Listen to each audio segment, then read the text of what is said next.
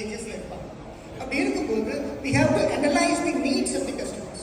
ஒரு கஸ்டமருடைய பேசிக் major commitment for parent என்ன அப்படின்னு சொன்னா குழந்தைகளோட காலேஜ் எஜுகேஷன், ரெண்டாவது குழந்தைகளோட கல்யாணம், பர்டிகுலர்லி கேர்ள் சில்ட்ரன்ஸ் மேரேஜ், மூணாவது அவங்களுடைய கம்ஃபர்டபுள் ரிட்டையர்மெண்ட். ஸோ இந்த மூணும் பற்றி நம்ம பேசும்போது we should know the time period the customer have for those commitments. இன்னைக்கு குழந்தைக்கு 5 வயசு ஆச்சுன்னா 13 வருஷத்துல அவங்களுக்கு பணம் வரும், ரைட்?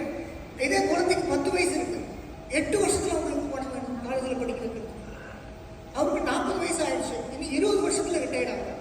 50 வயசு 10 வருஷத்துல ரிட்டையர் ஆகும். பொண்ணுக்கு 15 வயசு 10 வயசு 10 வருஷத்துல கல்யாணம் ஆகும். ஸோ இப்படி ஒவ்வொரு நீடுக்கும் அந்த டைம் பீரியட் அனலைஸ் பண்ணிட்டு அந்த டைம் பீரியடுக்குள்ள எந்த ப்ராடக்ட்ல போட்டா அவங்களுக்கு வேணும் போது பணம் கிடைக்கும். ஸோ அந்த பணம் வந்து ப்ரெடிக்டபிள் கமிட்மெண்ட்டாக இருக்கலாம், அன்பிரடிக்டபிள் கமிட்மெண்ட்டாக இருக்கலாம், சின்ன கமிட்மெண்ட்டாக இருக்கலாம், பெரிய கமிட்மெண்ட்டாக இருக்கலாம், அதுக்கப்புறம் ஷார்ட் டேர்ம் நீடாக இருக்கலாம், லாங் டேர்ம் நீடாக இருக்கலாம். You have to analyze each and every need and the time period and offer the suitable products so that the customers will have money when there is a need.